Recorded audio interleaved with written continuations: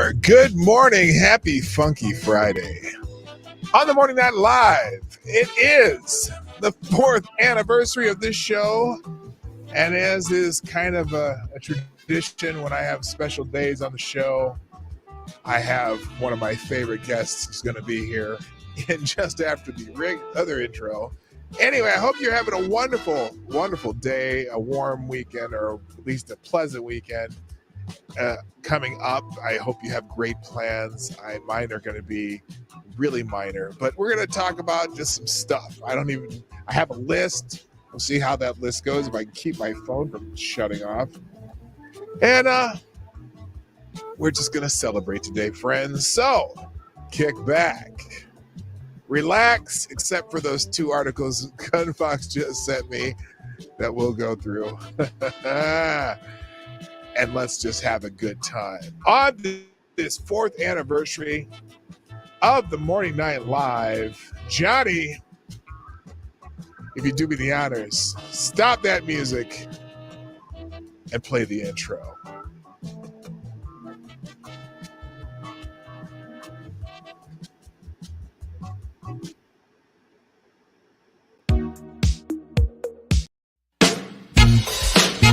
Ladies and gentlemen, coming to you live from the Lucky Dog studio in a hidden location somewhere in the upper Midwest of the United States of America, it's a brother making his own way but with all the wrong opinions. Welcome to the Morning Night Live with your host, the one and only P-Dog Knight. That's me. Good morning, everybody. Welcome to the Morning Night Live. I'm your host, Marty, also known as P-Dog Knight on the internet. Welcome back to the P-Dog Knight channel on the 4th anniversary of the show. And as is tradition on many special occasions for the show, I like to bring in my friend, this man, the hard bastard. What's up, HB? Yeah, what's up? How you doing? Happy 4th anniversary. Well, thank you. It's kind of, I think you were here my 3rd anniversary too, and you've been here for a couple other special shows, so I appreciate you dropping in. Anytime. Fantastic. Now, as I've told my friends on the show, this is bringing in guests as a part of my Project 10,000 because I have my 1,000th episode coming up the 2nd week of February, and so we're going to try to grow the channel and the Rumble channel. Ideally that number would be 10,000, but if we get even if I get to 3,000, I'd be happy. So anyway, first let's talk about HB, how you come to be a regular guest on my show, because I'll start with that. I used to watch HB when I first started doing my show, and I'm like, hey, I kind of like this guy, and I kind of hung out in his chat. And the first time that I asked you, and this is kind of rare when you do this, when you ask people to come visit your show and they really don't know anything about your show. The very first time I asked you, you're just like, yeah, sure, let's do it. And I just want to let you know that I really appreciate that. Oh, absolutely. It's my pleasure.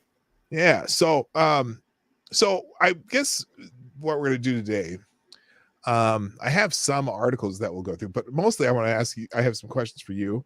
Sure. About your show and about your channel, because I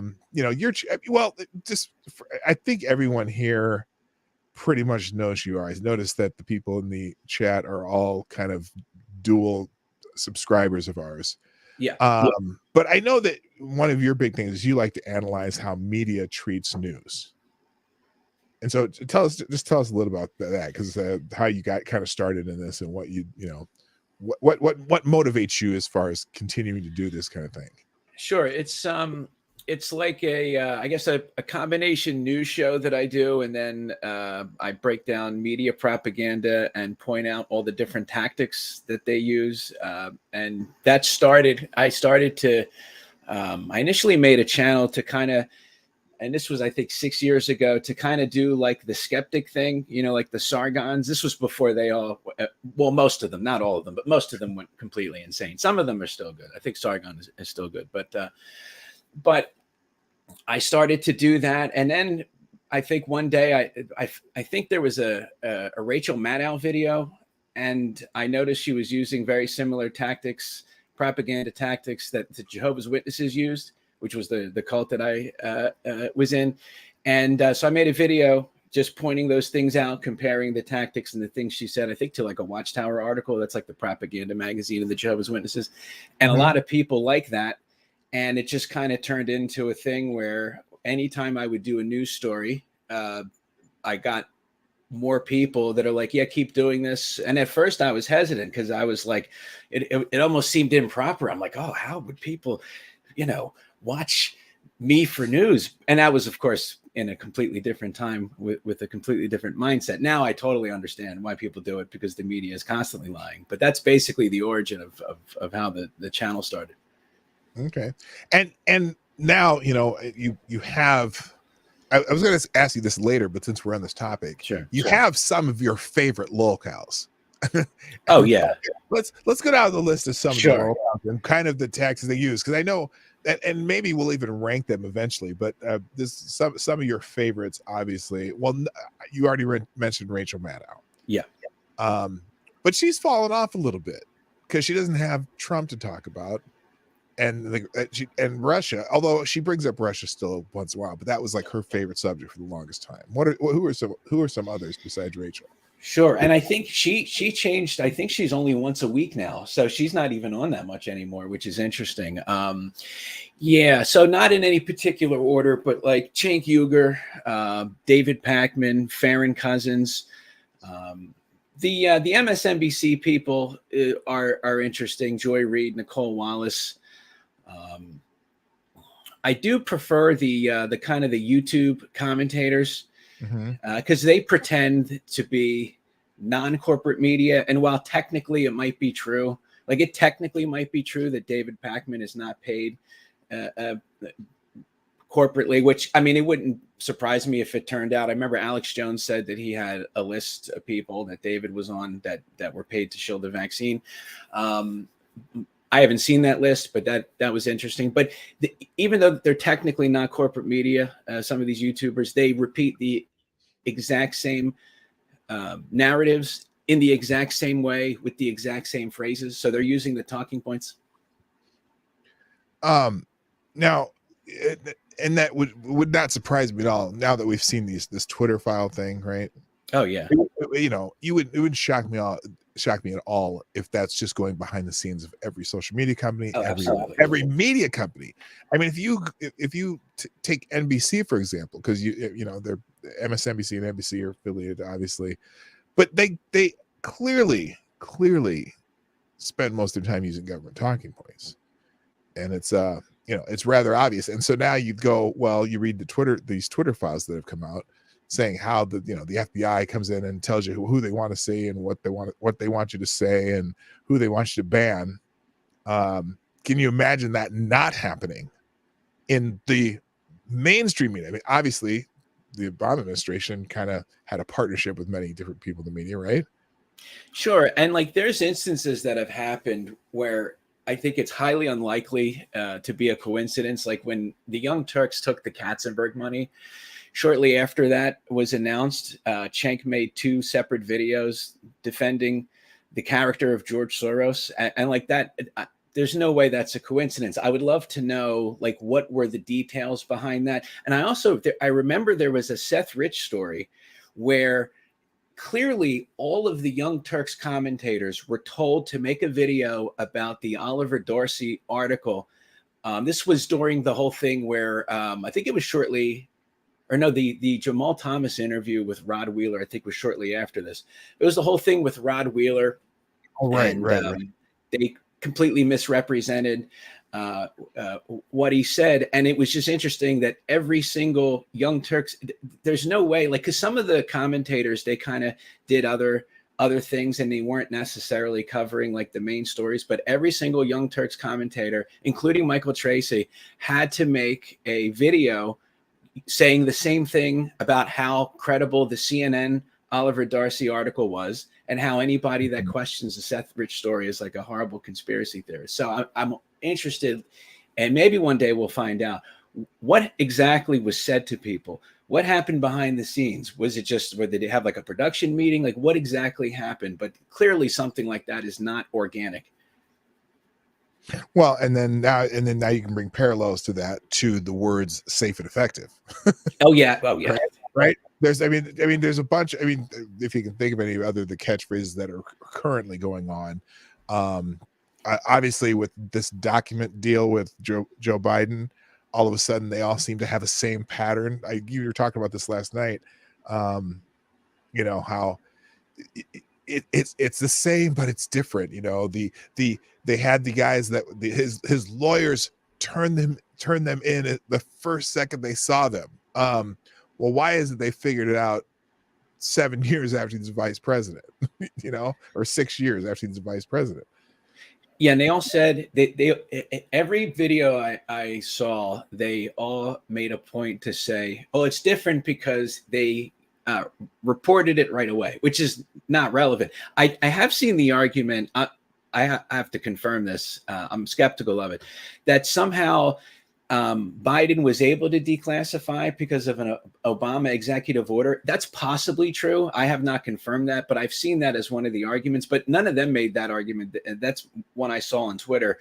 The commentators were all just saying that, oh, it's different because they immediately reported it, and they completely ignored the fact that, at least from my understanding, that the vice president could not declassify. I would think if he could declassify, they would have mentioned that, because, well, actually, I don't know. I guess because then it would put them in the corner to admit that Trump could declassify. And that's one of the things that they generally ignore. They're okay. They'll say Obama is able to do it, but, you know, somehow Trump is not able to have the same ability.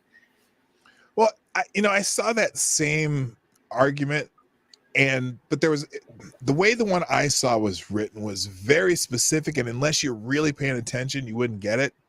Where they said that the vice president could declassify things that he, and I don't know what they meant by he, if they meant the person, the same person, right, that he originally classified, which I didn't even know the vice president could classify anything. But but the idea that he could declassify anything that he had classified, so that wouldn't be every document, because the vice president wouldn't be the one classifying documents. So yeah, you're right. I haven't heard any of the media repeating that yet. And like you said, if they do repeat that, well, couldn't the president also declassify documents? Right. And usually, I mean, like 9.9 times out of 10, when they come up with these types of arguments, they turn out to be bullshit. So, you know, we'll see. I haven't confirmed that it's bullshit, so I'll just put it out there. It might be true, but again, I think that if it was true, they would have immediately brought that up. You'd think so. So real quick, let me do a couple of I got a couple of Streamlabs here I'm going to do real quick. Sure. Yeah. First, Bob J. Boblin Sr., who is, now if you're not familiar with FTG Farms HB, FTG Farms is the finest, probably the most prolific and organic fox farm on the planet. He says, happy 4th P-Dog. In honor of your 4th, FTG Farms is having a special. Just mention Happy 4th at your local FTG Farms location, and you will get one free FTG with any purchase. From FTG Farms to you, P. Happy 4th, and hopefully it'll keep going on to your 20th. Thank you very much, FTG Farms. Bob Boblin, you are the man. That, by the way, he's one of my Ty Alexander, who's one of my regular watchers. That's his uncle. And, I wonder if they have any affiliation with Whole Solutions LLC. That's interesting. Whole Solutions? Yeah. With a W or just starting with H? HOLE. Oh. They fill holes, apparently. Oh, okay. I'm not gonna touch it. But anyway, FTG Farms, you were Streamlab Superstar sponsor of the all right. Now, then I got a couple Hamiltons from Gunfox 61. Thank you so much. And he put a couple articles up here. I know every once in a while Gunfox drops a couple articles in for your breaking news. Oh yeah, fantastic. So we'll go through a couple of those. Thank you, Gunfox, so much. Gunfox is one of the is the administrator of our Discord for the P-Dog Night channel too, and just a prolific prolific dropper of news items that where he tries to make my head explode. And then finally, a super chat. Oh my goodness. Basically just 1 penny short of a Hondo. Thank you, Chris W. That's huge. Happy 30th birthday, young man. Wait a minute. 30th birthday? What? I'm well beyond 30, but thank you so much. That's very generous of you. All right. Well, since I've mentioned Gunfox and the 2 articles we dropped, let's just go through and see. Oh, yeah, sure. No, this is, oh, good Lord. This is, I think you'll, so obviously, the annals, I should probably use that word, but the legendary story of George Santos. Yes. This is a third about George Santos. So let's see. I think George is going to be perp walked. Former Santos staffer predicts legal doom for ex-boss. Now, before I even get into this, so apparently George Santos loaned his campaign $700,000. And I saw a story yesterday that George might have gotten that $700,000 from a kind of a Ponzi scheme type deal. Oh, wow. Okay. He had like a fake financial corporation that was selling fake stocks, I think. So basically, yeah, Ponzi scheme. Like, I don't know if that's true yet, but let's see what this article says. An ex-campaign staffer of George Santos, Republican of New York, predicted his former employer will ultimately face legal repercussions regarding his finances. Santos, a freshman congressman, was found to have lied about many aspects of his life. Wait, many? Pretty much everything, including his ancestry, where he worked. While those are not typically legal matters, perhaps the biggest question is how Santos became flush with millions of dollars after reported having no assets and a $55,000 salary on the disclosure form during his 2020 run for Congress. Oh, this is about that. That bid was unsuccessful, but by 2022, Santos was well off enough to loan his campaign $705,000. The origin of the money remains a mystery. So far, he has resisted calls to resign from Congress. In a comprehensive piece published by Talking Points Memo. Well, that sure is a reputable outfit that has totally unbiased. No unbiased, no bias at all. Anyway, so a former Santos staffer spoke about the campaign. Quote, "I got nervous and I got defensive that things were not on the up and up. I felt like things were not right," the source told TPM while being granted anonymity. An anonymous source talking to Talking Points Memo. Josh Marshall is a shithead anyway. I hate that guy. Anyway, federal campaigns are required to identify any donor who gives above $200 in a given calendar year. Donors are not permitted to give more than $2,900. Okay, I don't even care about that. You know what? Does that sound plausible to you? It sounds plausible, but what are they arguing, that it's an FEC violation? Like, this is similar to what they do, or what they tried to do with Trump, where they'll allege a campaign finance violation and they'll pretend that it's like jailable.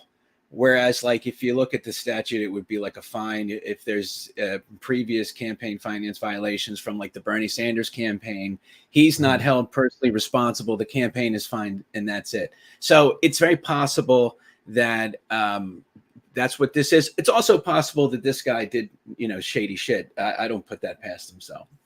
But it has the same formula of previous gay ops. Sure.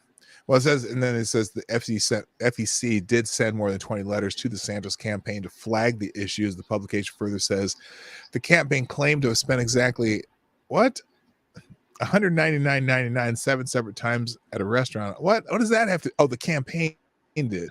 Oh, spend the same dollar amount at 7 times at a restaurant in Long Island, as well as more than $13,000 at a restaurant on 27 separate occasions.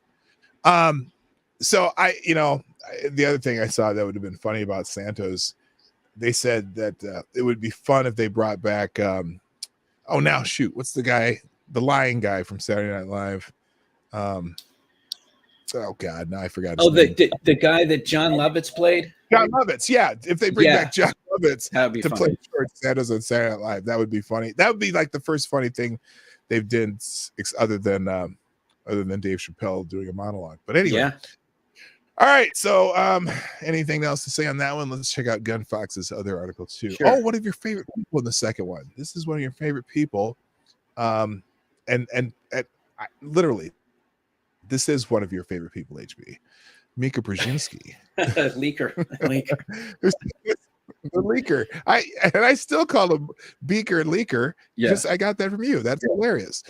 Yeah, I forget who originated that. I think it was someone in the chat. It was that Joe Scarborough looked like Beaker. Oh yeah, but you brought up the leaker thing. Do they have a clip? Let's see I think that's from Trump he said she was bleeding very badly or something. Right. When they went to go visit. Yeah. Oh my God, that was terrible. So anyway, she says that Republicans aren't smart enough to see the differences between Trump and Biden docs cases. Well, there you go. This is right up your alley. Let's watch this. Let's see how much. It's only 6 minutes. Let's watch Mika. Yeah, sure. And see if any of the talking. Just yell me. Click the talk. Many Republicans who were critical of the Justice Department investigating Donald Trump took great offense to it or said it wasn't fair. They're taking a. Wait. Did people say it wasn't fair? They said I haven't seen bullshit. Yeah. Very different tone when it comes to investigating Joe Biden. Case in point. Here is what Senator Lindsey Graham said on Fox News last August about Trump potentially being prosecuted for taking classified documents to Mar-a-Lago and not giving them back.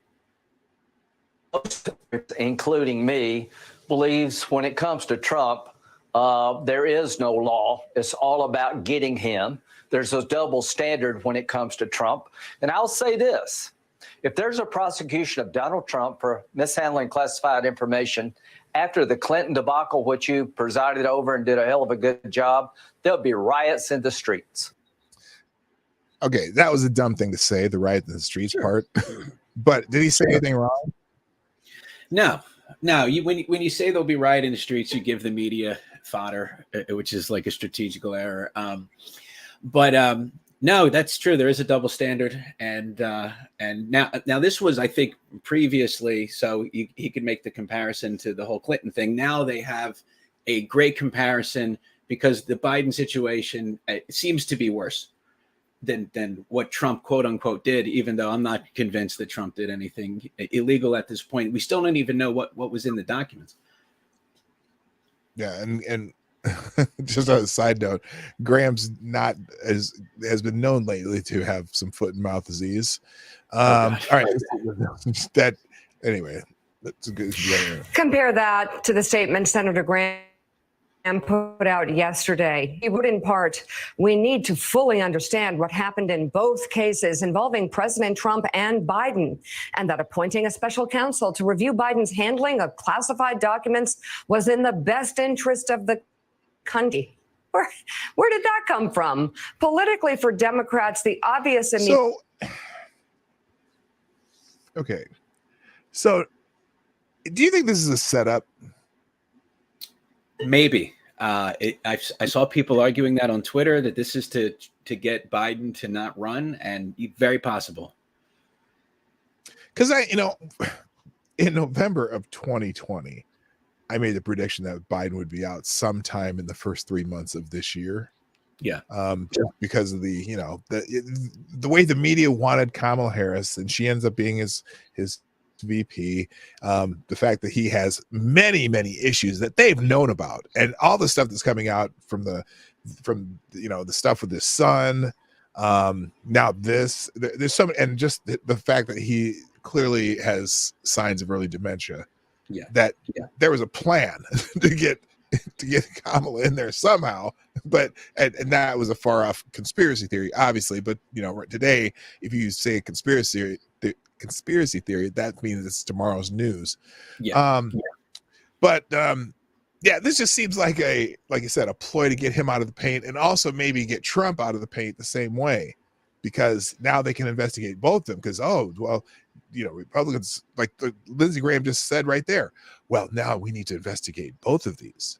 But there is one big difference, and you You know what it is. What's the big difference between the Trump and Biden situation? Between Trump and Biden, yeah. Yeah, that the president can declassify, the vice president cannot declassify. Right. And, so anyway. Idiot reaction here is, ugh, are you serious? Democrats were on such a roll. Republicans are now going to pounce on this. Ugh. This downplays the significance of the Trump document scandal, right? I would suggest not so much. Not so much at all. Classified documents in private hands is something Republicans downplayed constantly until. Wait a minute. I can name a very, very, very well-known case where Republicans did not downplay classified documents in public or private hands. And it was her turn. Oh, yeah. Oh, yeah. Clearly, that was I love the pounce tactic because that's basically like what they're talking about is something that's true that Democrats did that Republicans are using rightfully. And they're like, oh, they're pouncing. You could not use that in any other context, like in real life. If like if your significant other catches you cheating on them and you go, well, you're just pouncing on it. Like that would never work. But of course, they use these tactics all the time in their propaganda. Yeah, true. All right, let's keep going here. Still, the shoe was placed on the other foot. And unfortunately for them, the Trump shoe that dropped was much bigger and entirely different in the key issue of willful intent to obstruct. It's irrelevant. That's what it's going to come down to. Totally irrelevant. Just aren't And smart also, enough to figure that out. They can't figure out that this week's developments actually make it more likely the DOJ moves on Trump because of the political space that has been given by the Penn Biden Center and the garage where Joe Biden parks his Corvette. Yes, it was sloppy. Oh, it was just sloppy. It was just like there's amazing. It was just sloppy. They must have fallen out of his Corvette when he went for a Sunday drive, and that's why they were in the garage with the Corvette. That's the Hillary Clinton special standard. Well, yeah. So you don't prosecute because, he didn't realize that. Yeah, that this could hilarious. be a problem, and also the other part of this that I said this the other day. So the lawyers found it when they were cleaning out a closet in his old office, and the lawyers saw a folder marked personal.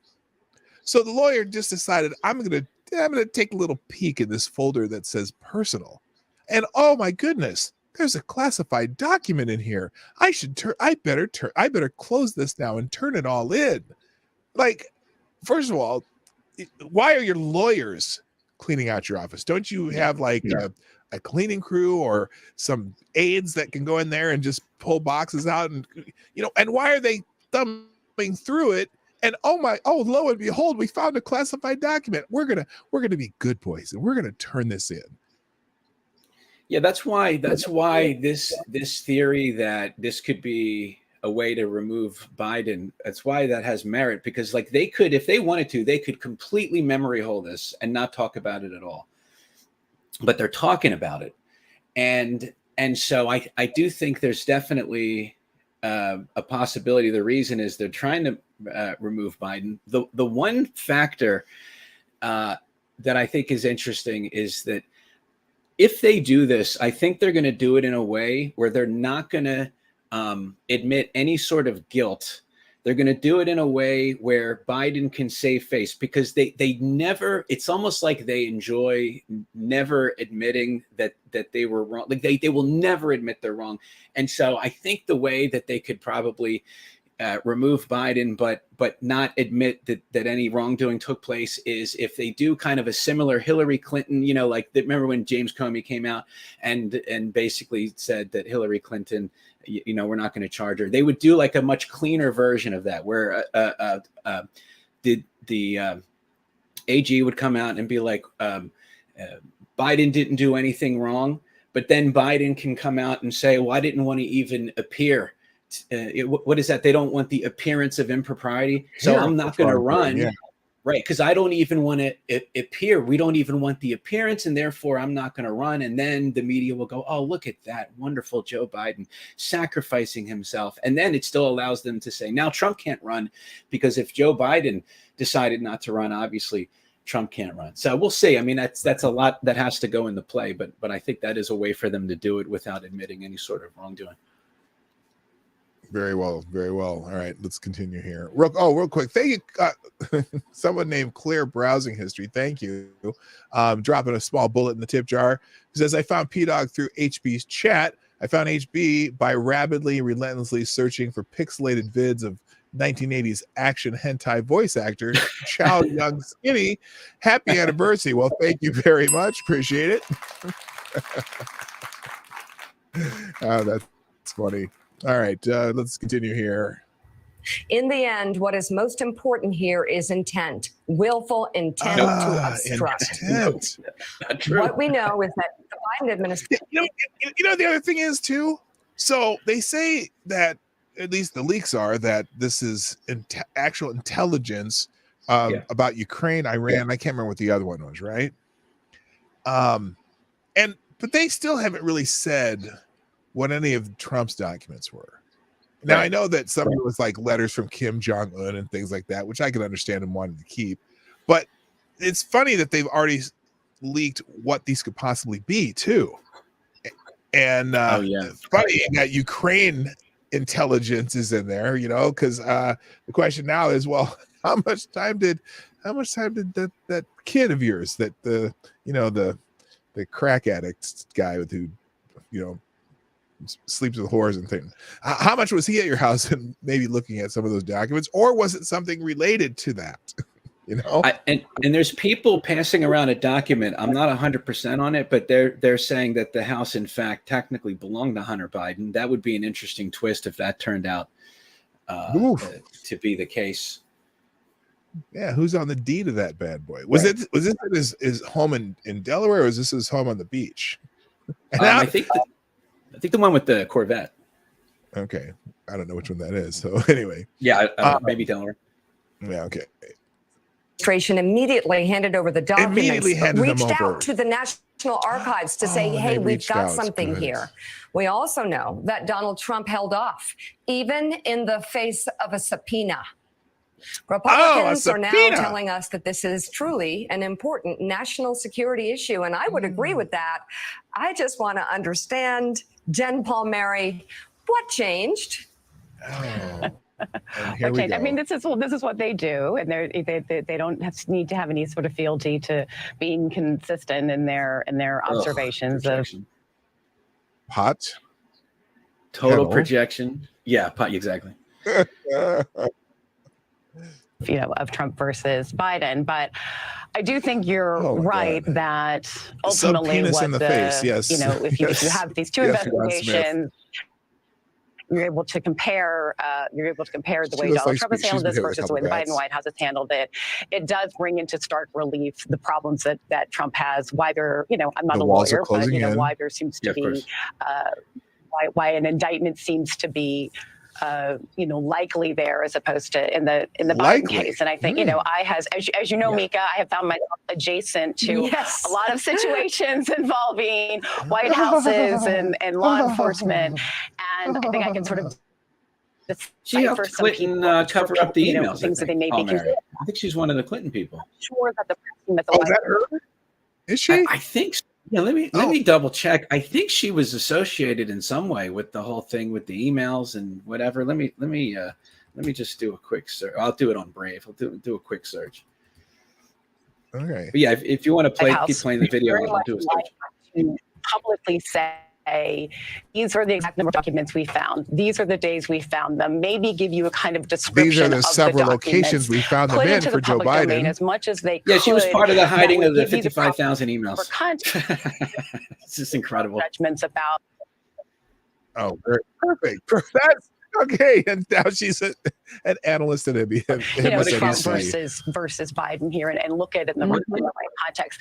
But there's two big reasons why you can't do that. And I have been frustrated many times as White House communications director for why you have to like sit back and just wait and not say anything. And one is because when you're in the middle of the story, you don't know how it ends, right? So you're in the middle of an investigation, or even when the White House itself was conducting its own search, you don't know what you don't know. And if you lay out what you're finding out in real time, being transparent in real time sounds like a great thing, but it also can be construed as changing your story, right? Particularly when the Republicans are in charge of the White House. In charge of Congress. Wow. Did you see that? Her little woo there? Like, she shuddered at the fact that the Republicans could be in charge of the White House. Now that's a terrible freeze frame. Anyway, the other thing too, the fact that the documents that Trump had or has or whatever were in a secure location, like they came in and secured the location, so they, right? And Biden's are in a closet in his office and in his garage. Yeah, that's one of the key things they withheld, that it was in a skiff at Mar-a-Lago, and the Biden documents were in a garage. It's amazing. So the only thing they did was reinforce the securing, the locks and things like that, but it was already in a secure location. Yeah, correct. The guy just came in and added extra locks. So, they double locked it. It's extra double special. But, a good example of this is Benghazi, right? And Benghazi, rightfully so, officials were telling the public in real time what they knew about the situation. But as it turns out, early information was not correct, and so that later on caused a lot of trouble with the Benghazi committee, with the Republicans that were doing that investigation. So you have to be very careful about what you can't let yourself have a good news cycle at the cost of a lot of trouble down the road. And the second reason why the White House has to be careful about what they're putting in the public domain, and this is even more important, is you can't look like you're trying to litigate in the court of public opinion materials, information that the Justice Department is going to consider in its own investigation. If the White House had a week ago dumped out a bunch of information and said, here's the documents, here's what they, here's not actually the documents, but here's all the information we can tell you about them, describe them, the number of them. It could look like they're trying to usurp the Justice Department and get the public on their side ahead of the Department of Justice's ability to look to do its own investigation. And that is Okay, I'm done with her. Anyway, I mean, it doesn't matter if the public is on their side or not. If the DOJ is in the president's pocket, it doesn't matter what the public thinks. But the thing is here, they might not be, because why are they doing this? Why are they talking about it? Why did they assign a special counsel?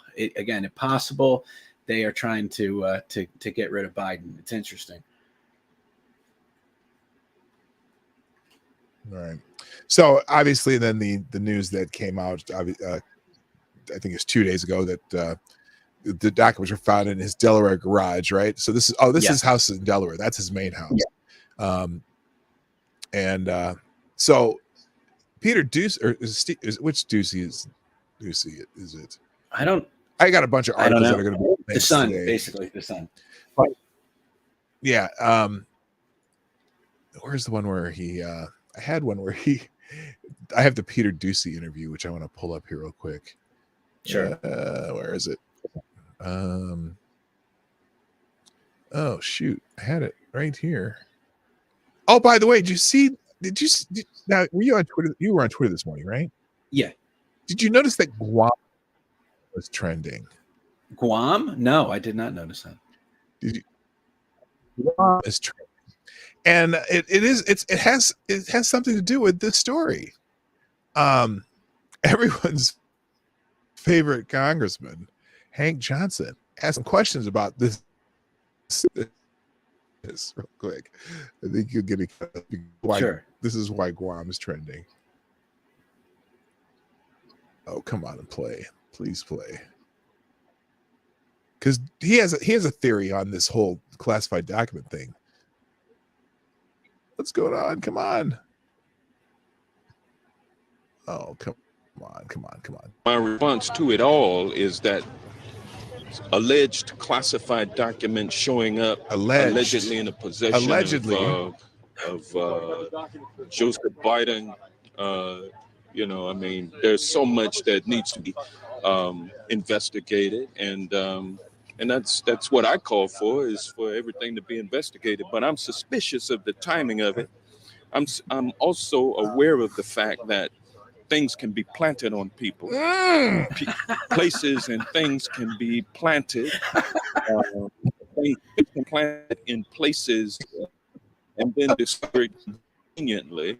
That may be what has occurred here. I'm not ruling that out, but I'm open in terms of the investigation needs to be investigated.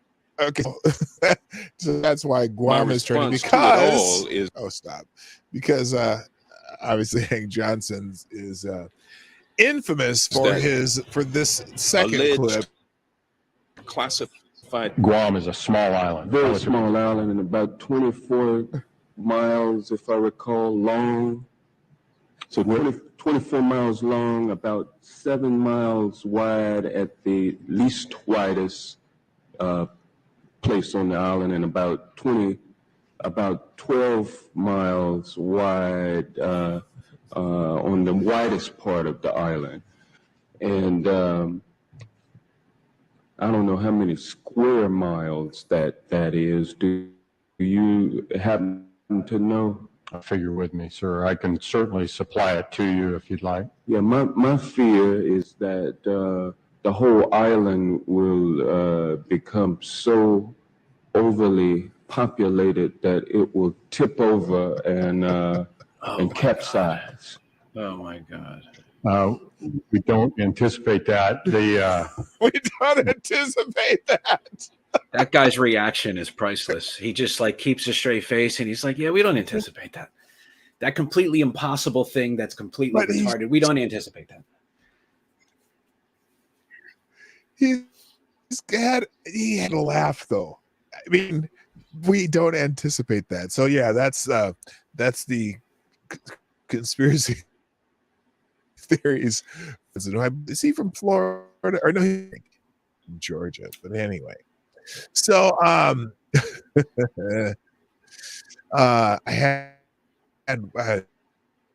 can't find the clip that I wanted to show, so skip it unless it's right. Oh, just a second. Oh, by the way, there was a bunch of tornadoes in the southeast yesterday. Did you know about that? Really? No, I had no idea. Yeah. Here's a Breitbart article here. Storm tornadoes cause extensive damage across the U.S. Southeast. At least 7 dead. I do want to make sure that they have the most important thing, that Black and Indigenous people of color most affected. But storms and tornadoes caused extensive damage to several communities across the U.S. Southwest Thursday, including in Alabama, where at least 25 tornadoes were reported. So, the only reason I noticed this is I think it's more proof of global warming. Oh yeah, they'll definitely. So anyway, they'll find a way. Here, let me get back to my list here. So let's talk about. I want to talk about the McCarthy fight, the thing, and ask you a couple questions about that. Who do you think was the biggest douche during the McCarthy battle? And I have candidates here. Hannity, Dan Crenshaw. I'm sorry, I can't remember. What's Hakeem Jeffries? Okay, there's a few choices. Or do you have some others that who are big douches? I mean, I think Crenshaw. I mean, I don't like Hannity at all, especially after the transcripts were released. But as far as when he was like, "Oh, I didn't believe those lies at all," like total cuck as far as the election. But I would have to go Crenshaw. Just crazy, adopting the leftist tactic of pretending that the people that have a political disagreement with you, a simple, normal political disagreement of who should be speaker, are somehow enemies and terrorists. Crazy. and then when he tried to deny that calling someone was a terrorist was a bad thing, like it was the worst thing in the world, when, especially when you're calling people in your own party terrorists. Yeah, it's just like it's so over the top. But I also, I was mildly disappointed in Trump coming out and McCarthy. Yeah, and I'm really surprised at Handy when did you see that interview with Lauren Boebert? I heard about it. I didn't see it, but yeah, I heard it. It was very contentious. Yeah, he was just raking her over the coals for what she was doing, and maybe she wasn't the perfect person to have talk about it. But they did have some principles, and they did get a lot of concessions. They got a lot out of it. Now, granted, is any of it going to be worth a damn? Because Democrats are still in control of the Senate. The rule changes are probably right in the House, but they still have to keep the entire party like in lockstep, which is like and they're not as good at that as the Democrats are. Yeah, I was just curious to what you thought of that. And then also, let's see, what are some other things we've talked about? I wanted to talk a little bit about your experience with YouTube too, because I don't know if we've ever talked about this, because I know that now, you have been on several different platforms, and it seems like you might have a formula that's working for you right now with YouTube, Rumble, and Entropy. But what is tell me kind of your strategy with YouTube right now as far as with your show and stuff, because I see you tend to well, I understand why you delete most of your programs. So a while ago, the writing was on the wall about YouTube. I think the earliest, I think it was 2018 when I was at CPAC. I remember, I think it was Sinatra Says got a strike for criticizing David Hogg. And that was like, at the time, that was like crazy. Because before that time, YouTube, certainly there were some instances people could probably point to, but for the most part, getting strikes. I did get the one strike when I criticized Jordan Chariton, but at the time, the policy was that to do a bullying and harassment strike, it had to be the person or the person's, I forget what the legal terminology is, or the person's parents that files the claim or whatever. It was completely different than now. Now any person that gets their feelings hurt can flag a video. So it wasn't a perfect system, but it was way better than it is now, obviously. So that was like the first, I realized, okay, my videos, I have to delete my archive if I want to survive, because if this is the threshold, I had videos where I'm destroying Anita Sarkeesian, all these different people.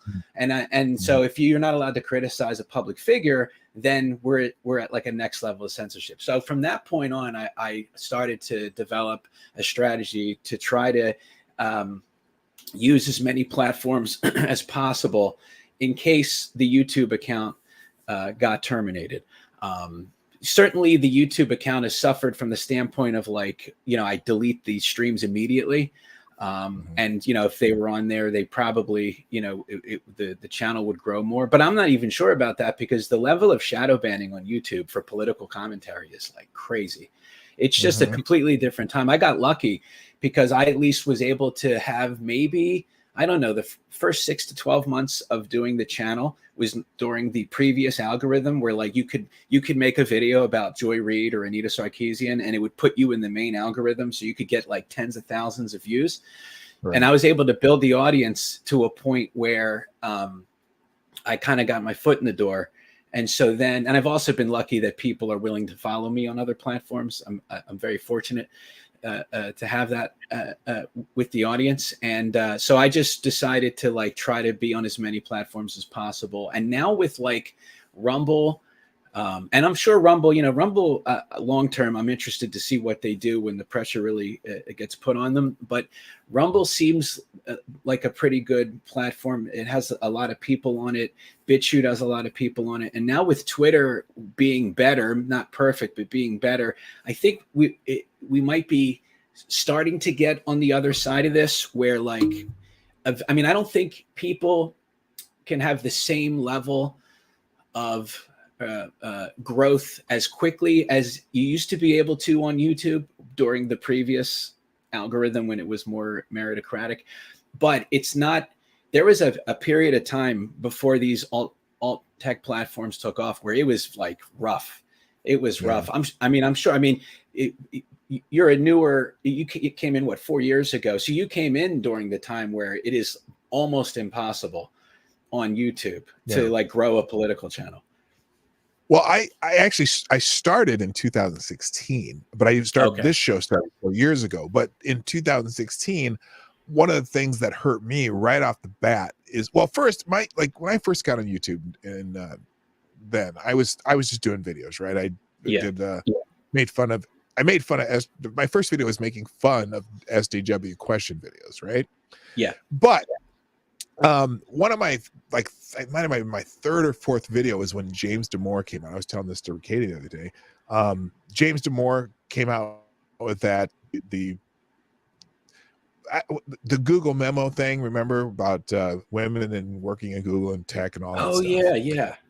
And I did a video about that. It was about a 20-minute long video that I did a lot of, I did a whole bunch of research. It was not like I said, it was like the fourth video or fifth video I made. And I was really trying to be, really, ethereal and shit. And so I went through kind of the questions, but I was in favor. The video turned out to be, in favor of what James Damore did. And that video down, like that, I'm like, why would they take, all I did was, talk about this subject. And so I appealed it and they put it back up. But I actually I've been hearing about how people have contact with people at YouTube, and it's almost impossible unless you have 100,000 or more subscribers. And even then you have to rep and whatever. Yeah. Some YouTube and actually contacted me about it. And I'm like, and so I was on their shit list from the beginning. Yeah. So growth was almost impossible until I started doing the show, and I started interacting with other creators like yourself. Sure. And I was with like Ranting Monkey and the Lords and Knights and those guys and stuff. So I started getting some following from that. But at some point, when how they have the little yellow $sign versus the green $sign. Oh yeah.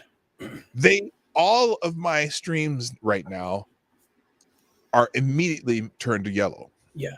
I have to ask for a review for every single one. So when they make you a yellow $sign, they don't promote your anything you do. So my first crucial 24 hours, those people are watching the stream, that first 24 hours, I'm got a ding there. And once the video is a couple days old, you finally get the green $sign. It's like, it's kind of too late. Oh, it's way too late. Because they're not promoting something that's 3 or 4 days old. They're promoting the new stuff that's coming out. So I'm kind of screwed there. So my strategy now is just have some fun guests that I like to talk to, like yourself and whoever I have on here, and I grow that way. But I would say, and this applies to anybody trying to do political commentary. If I do think eventually, and you're starting to see it, particularly with Rumble and BitChute as well, that there is a large base of people. That was the key with YouTube. There were so many people on YouTube that when you got access to the algorithm, it was just incredible the amount of growth that was possible. I do think eventually it'll get like that on a Rumble or a BitChute. And especially BitChute apparently is supposed to have live streaming soon. So yeah, I would just say to people, just keep grinding it out, because eventually I do think that on the other side of this, there's going to be a similar type of kind of pool of people to get viewers from, and it won't. I don't think it's always going to be like this. It's already better than it was. So, and that's a little quicker than I expected. Part of that is kind of Twitter is a little different. I the other day caught the algorithm slightly. I made a video about Damar Hamlin.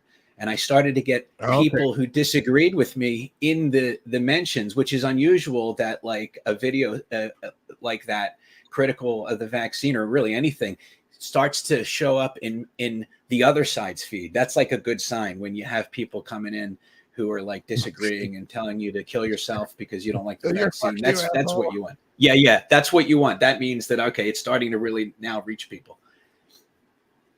Yeah, I had, there one on the rare occasions, because usually when I do, like my wife and we call her Lady Boomer. Sure. We do some Saturday streams that aren't as quick to get that dollar sign, because I labeled it as people and blogs, and for some reason they don't fuck with me then. Okay. That's when I think someone found me that actually disagrees with me and occasionally shows up in my streams now. Here's one too. Blackie Rizzo, I thank you, by the way, for sponsoring the show. Dropped a deuce in the tip jar, which I always appreciate when people drop a deuce in the tip jar.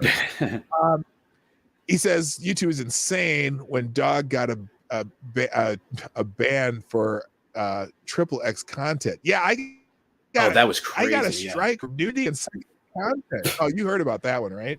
That was crazy. That was after the issue with like the track and field thing, right? Yes. Jesus. Yes, that was when so yeah, that one. So for those who've never heard this, I got a strike one time for a live stream that hadn't played yet. I set it up on YouTube and on Streamlabs, and but it hadn't played yet because it was about the Drake relays. Some guy who said that he had exclusive rights to broadcast from the track beat put a strike on my channel before I even did the stream, and I wasn't going to be streaming from the track beat. I was going to be streaming from a bar near the track beat. Right. But anyway, and then I got a strike for nudity and sexual content in the video, and there's never been any nudity or sexual content. The time that there was nudity in my in a video was when I was scrolling on Twitter once, and something scrolled by, and I'm like, did I just see what I thought I did? And I went and cut that out, and I never got a problem for that one. But this one was one where how you get the sex bots in your chat. Wow. One of them, I didn't even know they could get you strikes. That's crazy. Well, here's what happened. I had the chat streaming on the video. Oh my God. And so one of these stupid, they've, comes to this website, yada, yada. It had a name, something having to do with underage kids and, activity. Holy shit. And so the name, that's the only thing I can think of, because I wasn't talking about sex. I went through the video several times because it's still up on Odyssey and Rumble. It never got taken down there, and they don't allow nudity or sexual content. Sure. And so I'm like, there's no nudity in it, and that's the only thing I can think of is that piece, that little bit of the chat scrolled by, and they got me for that. They won't tell me though. That's the other thing I hate about the system. They'll take you down, or they'll give you a strike, but they won't be specific about what the strike's for. And I don't understand that, because if it's a copyright claim, they give you a timestamp and you can go in and look, and they give you an option of cutting it out and this and that. But if they give you a strike for something that's a violation of community guidelines, you just have to figure it out yourself. Or if they lower your monetization level to the yellow, yellow dollar sign, they won't tell you why. They say, well, you need to go look through our community guidelines, and maybe you can figure out why we did this, and tell you why. And it all goes back to when Susan was doing an interview one time when she said, well, the reason we don't tell you is because if we tell you, then you'll avoid doing those. You'll avoid doing those things. That's insane. It's like, well, wait a minute. Don't you want people to be making money for YouTube? Don't you want people to know what to avoid so they don't do it on your channel? So anyway, by the way, thank you again, Black Hebrew Israelite. Also, someone with the name Whole Explorer dropped a small bullet in the tip jar. A small bullet on my show is a 223. Sure. Random question. Okay, wait a minute. Let me make sure I can read this. Okay, I think I can read this without getting in trouble. Okay, random question, and this is for either you or I, HB. if trans women are women, just regular women, why are they part of the LGBTQ community? Wouldn't that mean all women are in the LGBTQ community? It's a good question. Solid logic there. Of course, logic is the enemy of leftists, so they would, I guess, call you a bigot for asking the question. That is, isn't it? I have no answer. That's a good. Thank you, Whole Explorer, for sponsoring the show. You get a bell and a clap. Not a bell and a clap. So anyway, stuff. I had stuff. So we talked about Guam already. What else do I have here? These are coming up slow. Oh, let's watch a video. Here's a blast from the past video. I think you'll like this, and you won't figure out what it's from until close to the end. But this is just a video someone put up on the internet. And I just thought it would make everybody happy. It would make everyone feel good. This is a feel good video of the year, but not necessarily this year. Here it is. We want to send a message to Texas and all over the United States. Cleaning in that White House, and we need a woman to clean it up, and that woman is Hillary. Whoa, wait! We need a woman to clean up the White House. We need a woman in the White House, and that person's Hillary Clinton. She's the one. We need a woman in the House, the White House. Come on and join us, everyone. Okay. We need a woman in the House. Are you feeling this? Oh yeah. Is your head bobbing? Oh yeah. Totally don't want to kill myself. We don't need no bling. All we gotta do is sing. We don't need no bling. We got the real thing. So, and that's Hillary Clinton. She's the one. Wait, you'll figure out in a second. Let's get loud. Let's get real. Tell me how you really feel now. Let's get loud. Let's get real. Hillary in the White House. Hillary in the house. So the reason I thought this was interesting. This is back. Oh, here. That's from 2008. Oh wow. And and the reason I found it interesting is this may have been the single reason why Obama won the nomination 2000, because that's a cringe. Rancho Madhouse Dildo's in the house and has a super chat here for another question for HB. Not what is are does that say gay? Are traps gay? Is that what this question is? Okay. Yeah. This is a hotly, or at least it was a hotly contested issue. So unscientifically, my answer would be yes, they're gay because traps have cocks. With that said, Aidan Paladin actually at one point did the research on this, and somehow scientifically they're not gay. I don't know how that is the case, but apparently that is the reality. I still think they're gay, but technically, scientifically, apparently they're not gay. But I don't really. It's weird.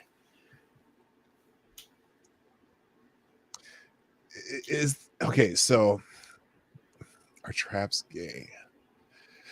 So it's kind of like, I don't know if you've ever seen that clip. I don't know, Ice-T and some guy, and the guy's saying, I have relations with women, but I have sex with men. And Ice-T's like, you gay. That's because you gay. That's hilarious. Yeah, that's hilarious. Yes, I think traps are gay. Oh, people are answering it in the chat. Let's see. Penis is gay. Traps would be people who trap. They're transsexuals or transgender people who start a relationship of sorts with a man, and then the man finds out that the female that the woman, because I don't want to use sex versus gender, the woman that he is starting a relationship has a penis.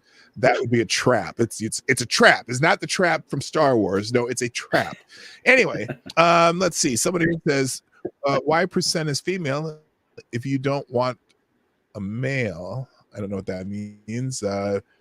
What's the matter, pal? Tranny trouble? Okay. Okay, there's a lot of answers in the chat, and some of them I probably shouldn't read because this is YouTube. Javinus Midehouse dropping the devil's donation in the chat. A 666 says it's good to see my two favorite streamers together. Cindy Rochelle, and that, by the way, that's Hig. If you're not familiar, Hig from a home base in Florida. Cindy Rochelle found HB when he just started through Scribe Light. And we found P-Dog HB. It's funny to see Scribe on P-Dog's channel every now and then. Thank my lucky stars. I'm not David Packman. There you go. Absolutely. So thank you. Hey, awesome. And Cindy in the home base in Florida. You know Scribe, or just a Scribe knows you? I don't. Are you familiar with Scribe? Is he a commentator? He does a lot of videos on like DEI right now. That's his favorite topic. But he was part of the Lord of the Night, which was Ranting Monkeys, Scribe Light, and then they've had their Satsu 2 cents most of the time, and Random one. What was her name? Some dumb American. Is there? I'm looking up Scribe right now. Watched you. He does like gaming videos, or is that no? He does like he has one that is called most sense that he does a lot of like TED Talk videos, like examining TED Talk videos, mostly about diversity, equity, inclusion. Nice. And a lot of stuff about like companies that do DEI and shit like that. Very, very interesting videos. I'll check it out. I still watch. Let's see. I have another video to react to. Now, this is since we were talking about science earlier, we mentioned global warming. Here's a friend from down under who has a special message about electric vehicles. So here we go. Oh, okay, here we go. Up there. I'm halfway across the Nullarbor at the moment, and things are starting to change. We've got an electric vehicle charging point. We didn't see that here 5 years ago. People are becoming aware of this, and we all need to be. Let me take a moment. I'll show you how it works. Come this way. So this is what we do. The first thing you need to do when you're becoming environmentally friendly is cut a few trees down, because you're going to need some pallets to put your diesel fuel on, of course. Now, this fuel runs through this gadget, which is called a generator. The outer casing of a generator is made of metal, all in all. It's natural, so the whole lot is environmental. Inside there, a lot of copper wire, coils, it generates the electricity. The electricity comes through this here at the front, which is, of course, our charging station, where we plug our environmentally friendly car into, and whoop, there we go, saving the world one step at a time. Start thinking about it. Okay. I'm thinking about it. So, shut up. Wait, stop. What's that?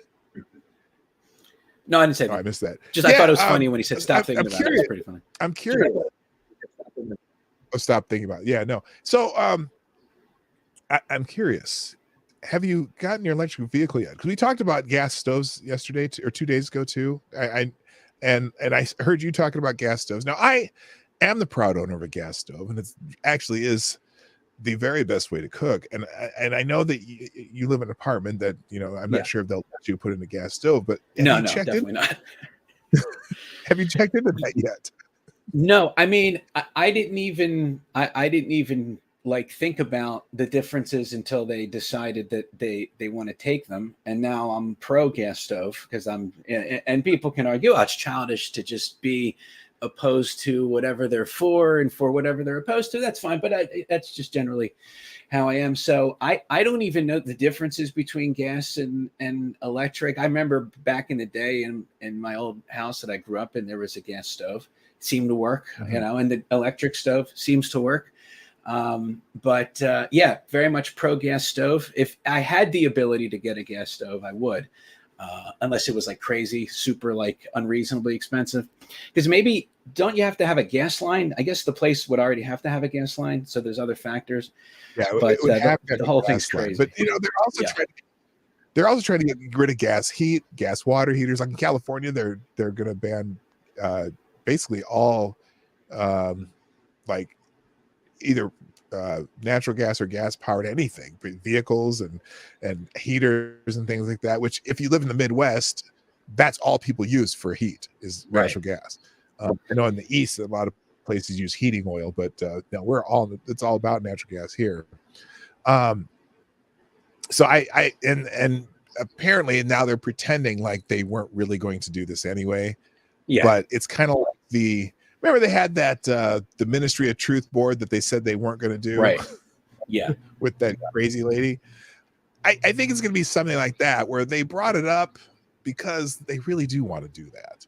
And they're going to eventually, but they're going to try to find a way to do it in a softer way than happened this time. So I don't know. But the advantage of gas cooking, especially with a burner's tops, it can change the heat almost immediately. Like if it's electric, you turn it down, it doesn't turn down immediately. With gas, you turn the fire down and the fire's down. So that's most people who really like to cook prefer gas. So anyway, I did find now what I was looking for earlier was Joe Biden trying to explain the classified documents in his garage. Let's look at this one real quick. Here it is, and this is talking to Peter Doocy. Just have to remember who in God's name we are. United States of America. Yes, Joe. Oh, what happened there? Oh, there it goes. Nothing beyond our capacity if we work together. So God bless you all, and may God protect our troops. Mr. President, thank you, Mr. President. Look how confused he always looks. Classified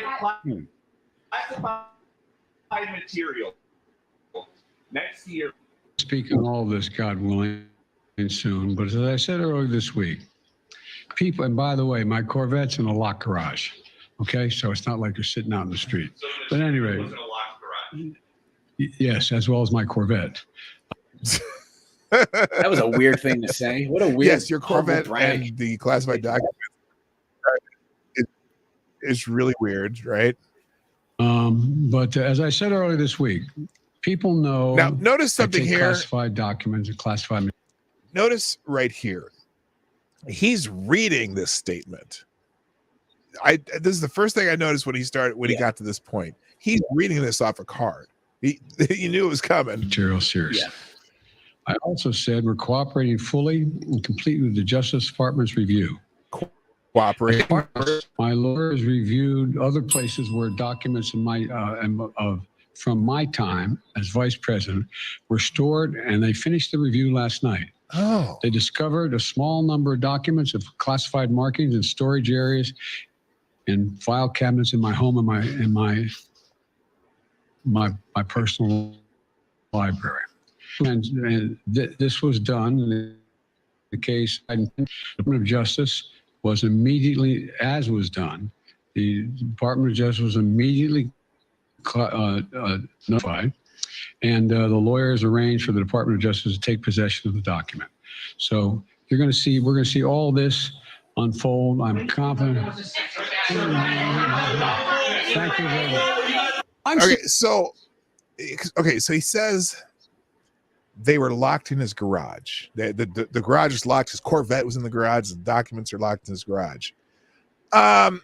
Question that probably would have been a good follow-up. Does anyone else have access to your garage besides you? Yeah, great question. Does Hunter have access? Hunter have access? Does any of your guests coming in your house have access to your garage? Now, look, documents. So if someone goes into your garage, okay, they can't drive your Corvette out of the garage if it's locked, right? But unless you have a garage door opener, because in my house, the garage it's locked only because the garage door is closed. and I have a garage door opener, so you can't open it without the garage door opener. But if you go into the garage from the inside of your house, there's a little button you can push. It just opens the garage, and there's a door. That the doors, I have a little door in the side of my garage. It's locked, and I can walk out of that. And if you have documents, you don't even have to go out a garage door. If you walk into the garage, you just pick up some documents. You can stuff them into your socks. If Sandy Berger was at your house, right? Sandy Berger could walk, and you know who Sandy Berger is? Sandy Berger. No, what was Sandy Berger? Okay, that was I think during the Clinton administration, where Sandy Berger was caught sneaking classified documents out of a skiff in his socks. Wow. You ever hear about crazy. that guy? No, that's ridiculous. Okay, that's Sandy Berger. I'm kind of old, so I remember shit like that. So so if Sandy Berger came over to your house and just happened to walk into your garage and looked over on the shelf and go, hey, those look like some classified documents. I'm gonna take those and put them in my socks and walk out of your house with them. Then he could sell them to the people who needed some intelligence on Ukraine, or better yet, he could take them over to your son and say, hey, I got those damn documents in my socks. I got to. So if we're going to talk about Ukraine, let's go check out these documents. So anyway, yeah. They were locked in the garage. They were locked in the garage with my Corvette. It's just a weird thing to say. Credit to Ducey for it's very unusual for Biden to take questions from the media, at least someone that's adversarial, and he had his opportunity and he just real quick and succinct and then used his own words against them, because I believe there was an interview with Biden when he was asked about Trump and the classified documents, and he said, what is he thinking? I think it's something like that. So that was a good play. Yeah, definitely. Real quick, defense pro tips community. I'm Steve Ducey. I'm Brian Kilmeade. Shut up. You need to hear that. Real quick, got a Streamlabs here. It says, hello, defense pro tips question. And I think this is for you, HB. During a brutal random attack, if I'm legally allowed to de-escalate the situation by beating, stabbing, or shooting my attacker, even to the point of death, then shouldn't I be able to grape them as well? I don't know what grape them means. Maybe you meant rope them? It's probably a YouTube friendly version of penetrating someone. I see. Yeah. Personal penetration devices. It's an interesting question. I guess that would be a personal decision, but you got to do what the follow the rules and regulations of your municipality on that one. I guess so. I need to read the question again now that I understand what the fuck it said. Okay, so during a brutal random attack, if I am legally allowed to de-escalate the situation by beating, stabbing, or shooting my attacker, even to the point of death, then shouldn't I be able to grape them as well as a defense? Well, no. Okay, well, hang on. Okay, so after they're dead or before they're dead? The key word I think is de-escalate. Right. Yeah. Right. I would think that the final act of whatever you're doing to de-escalate would certainly escalate things, at least in a certain way. But I suppose if it's not, like someone says in the chat, as long as it's not a fully automatic penis, I don't know. Okay, someone said, I knew a girl named Sandy Beach. She had a sister named Shelly. Okay. That's interesting. They must have liked the beach. I'm getting some good answers to that. Here's an answer: while they're dying, but not if they're not dead, though. Right, because that makes a big difference in this scenario. Yeah, I have a feeling that was who said that. Yeah, that was one of your subscribers. Well, welcome to the show. By the way, if you are here in the chat or not even in the chat, you're joining that live. This show is sponsored by you, the viewers of the Morning Night Live. If you haven't done so already, okay, while I'm talking about it, because I want to do this before the end of this, whether you like it or not, hit the fucking like button, because I need the algorithm shit going on. Then also, If you haven't shared the stream, share this stream somewhere on social media. You like me, you like HB. This is a good time, right? Hit the share. You share this with friends. Sharing is caring. And then it's not if the super chats that people are doing on Streamlabs, it's just pdognight.lives. Just spell my name, don't put a period in the name, don't put any spaces, .live. That's where the Streamlabs link is. Or if you want to do YouTube super chats, if you don't mind giving Susan 30%, then you can do super chats. There's also Venmo and Cash App in the description. I'll read whatever you write. I may, in certain cases, however, I will possibly slightly edit things just to keep myself on YouTube, at least for a while. But if you're subscribing to me here, you can also subscribe to me on Rumble. In fact, I recommend that because I never know what bullshit they're going to pull to get me off of YouTube. Oh, speaking of which, HP, here's the other one that happened. And maybe you saw this when I was talking about it on Twitter. I also got a strike on a video, or excuse me, a stream that was 15 months old. Oh yeah. Okay. And I not just got a strike, but they suspended me for 2 weeks. Now, holy shit. For a 15-month-old video. Now, I've gotten other videos taken down from I change policies on what you can talk about and shit. So they're just constantly up in my rectum as far as YouTube goes. Right. Right. But what they did, so then they I complained about it, on Twitter, because it's better to go on Team YouTube than to try to do an appeal, even though I did the appeal and they immediately said fuck you with the appeal. But then I was in my studio because I wanted to do something, and I realized, oh, this is like 6 days later, 5 days later. I'm like, oh, this is working again. Why? I got a 2-week suspension, and it's not 2 weeks. And so I'm like, okay, I started streaming again. Just last week, this was December 20th, I think. Just last week, I finally get an email from YouTube.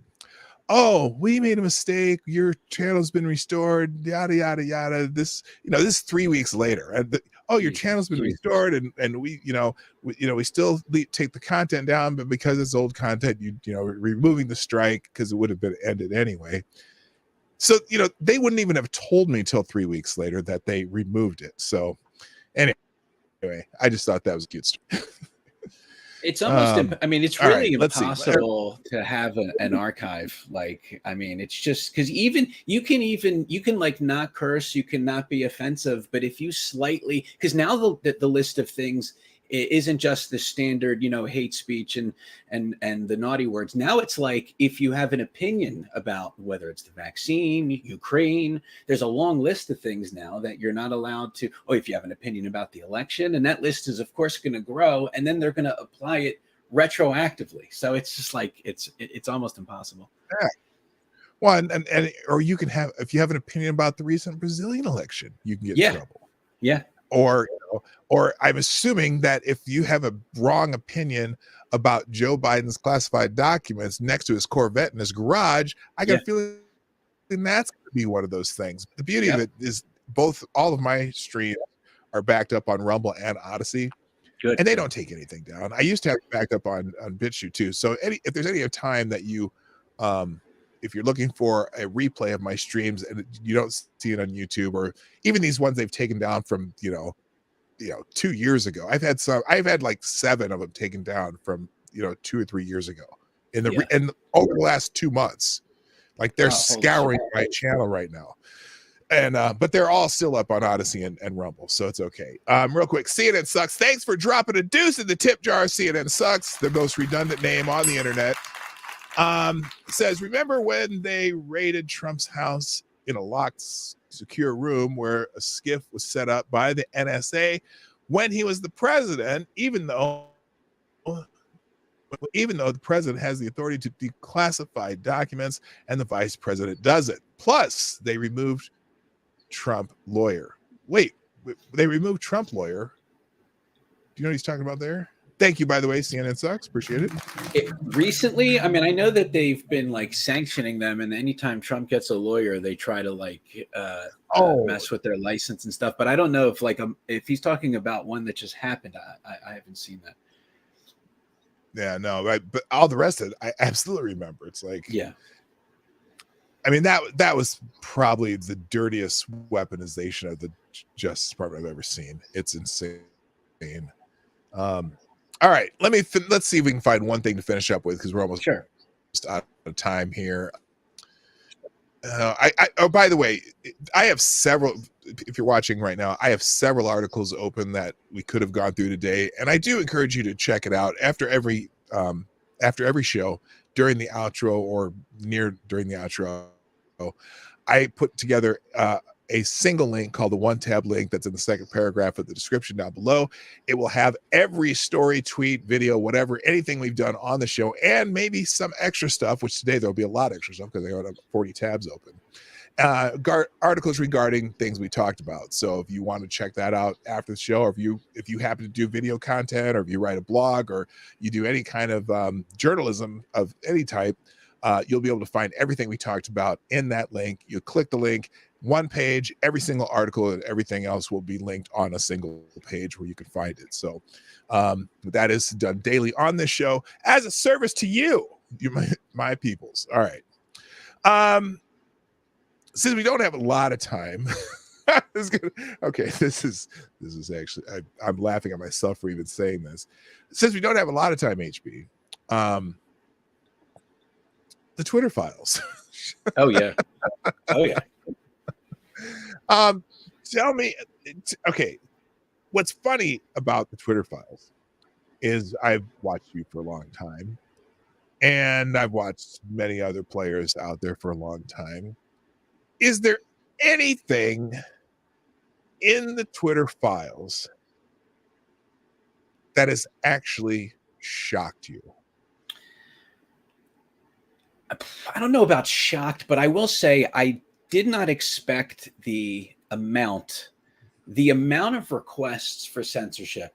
I was surprised at.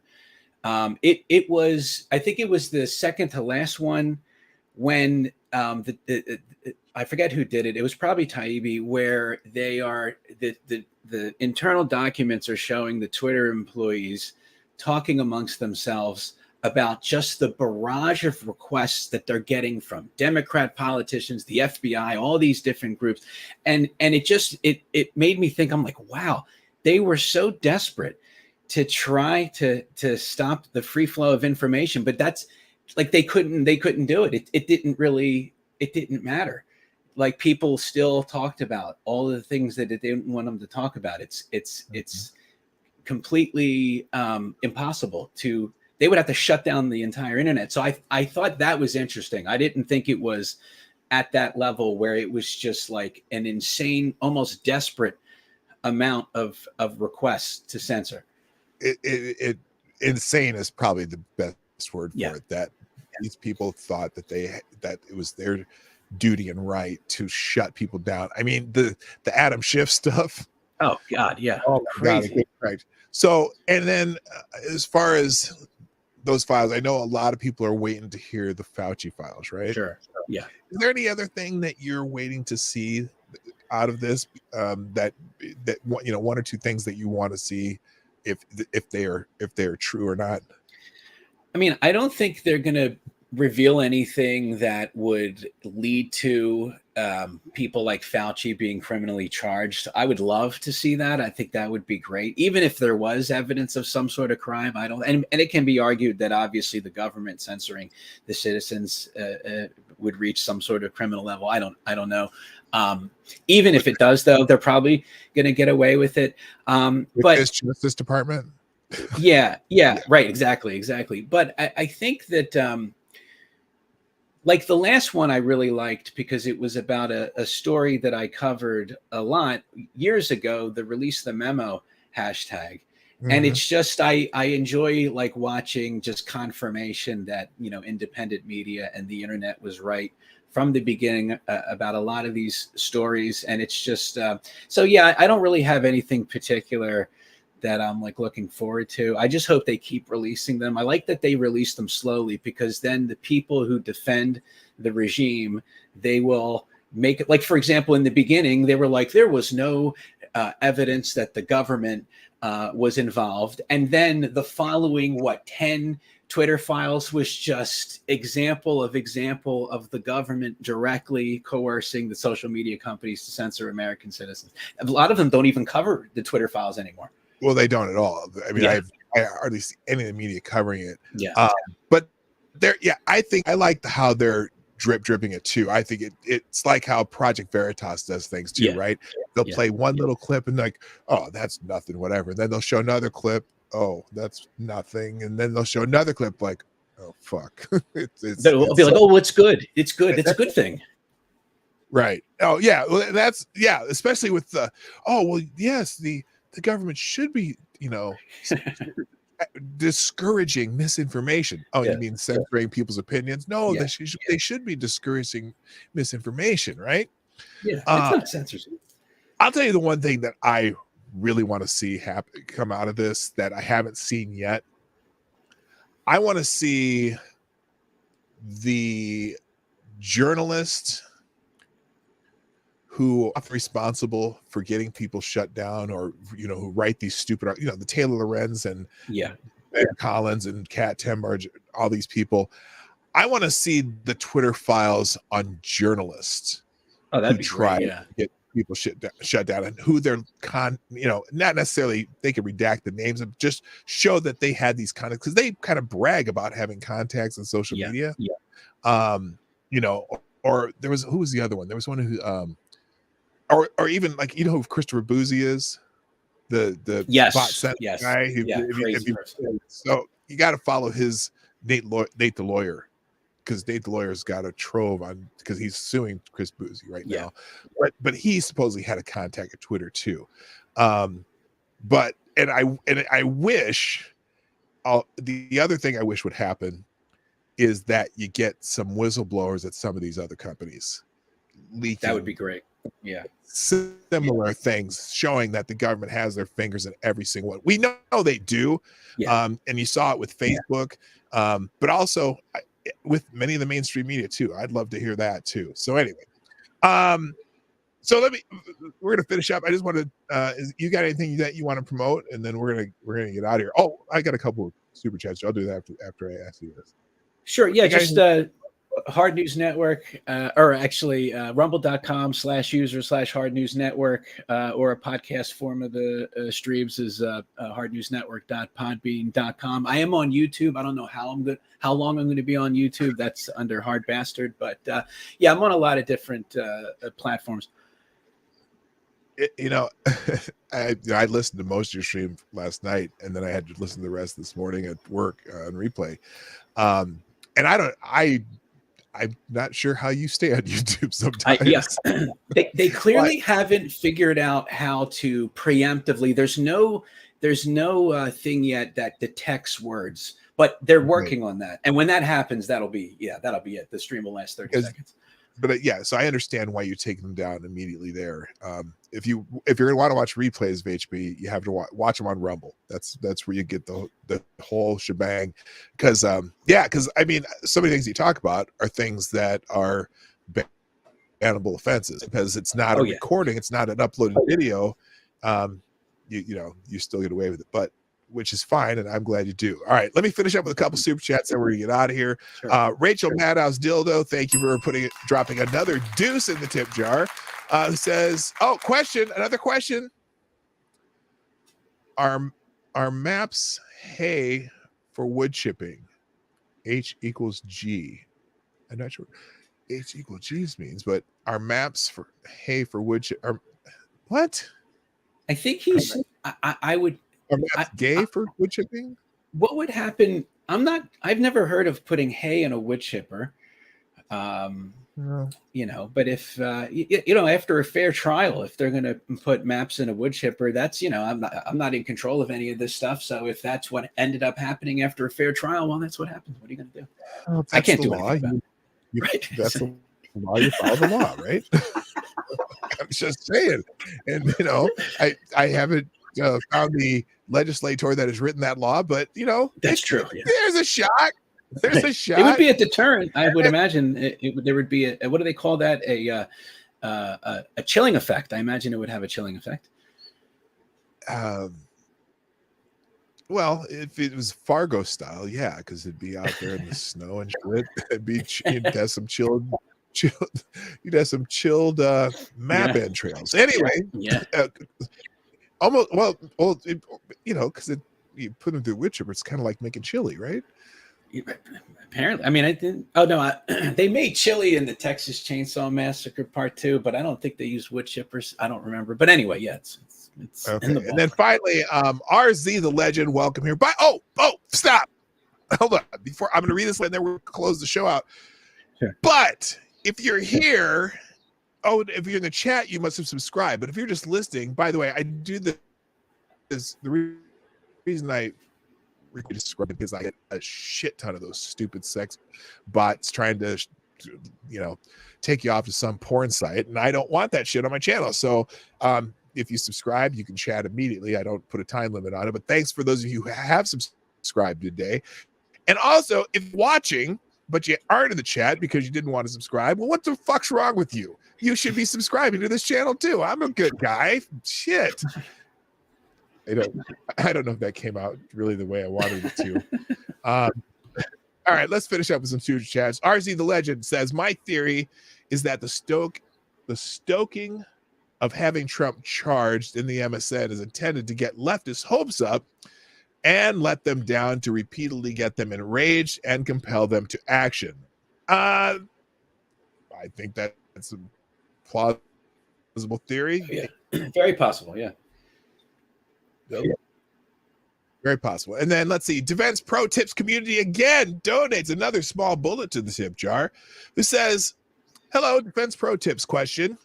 So, if I'm graped, you know what that means? Yes. Randomly, this time, am I allowed to grape them back? I have been told by old women that I can gouge the guy or gal's freaking eyes out with my thumbs, right? They're right there on the street. I can gouge their eyes out. Okay.